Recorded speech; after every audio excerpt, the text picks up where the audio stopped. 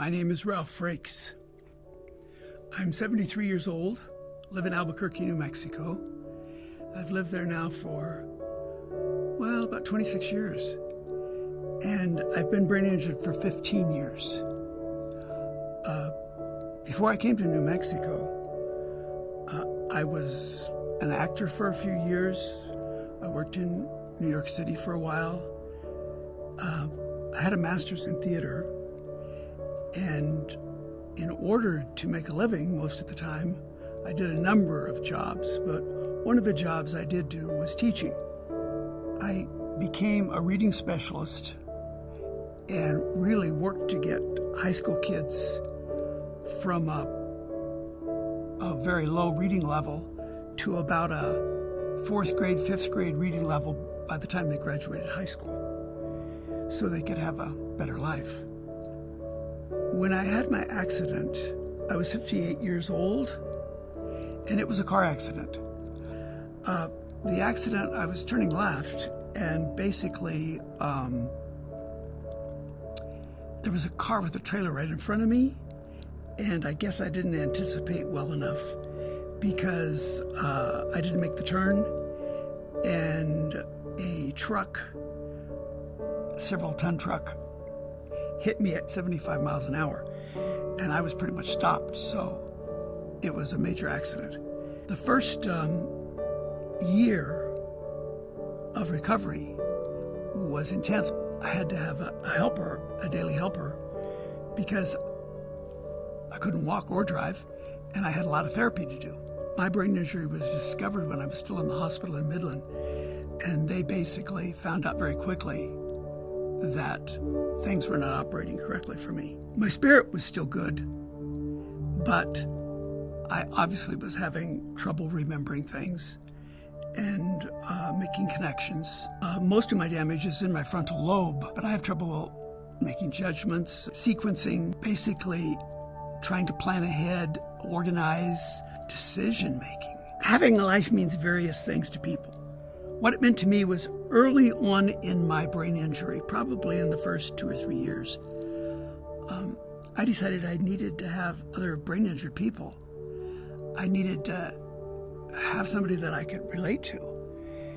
And so I helped with 3 other people start a brain injury support group. And this group is now in its 12th year. We have a variety of people who show up. Some of the same people, the 3 or 4 people who started with me, are still there. Sometimes newly brain injured people, sometimes people who've had brain injuries for years but are finally understanding that they need the company of other brain injured people.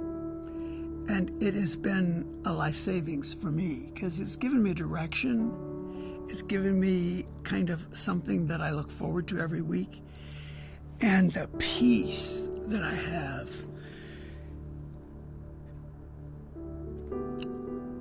just being with other people who understand the brain injury from, their very own other levels. But it's non-judgment.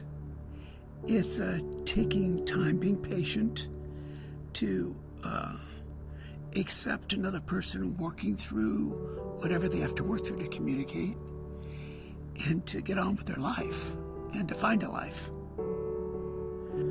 So many times in my brain injury support group, I find people who have lost friends, lost marriages, lost relationships, and are trying to just find themselves so they can start anew and have a life.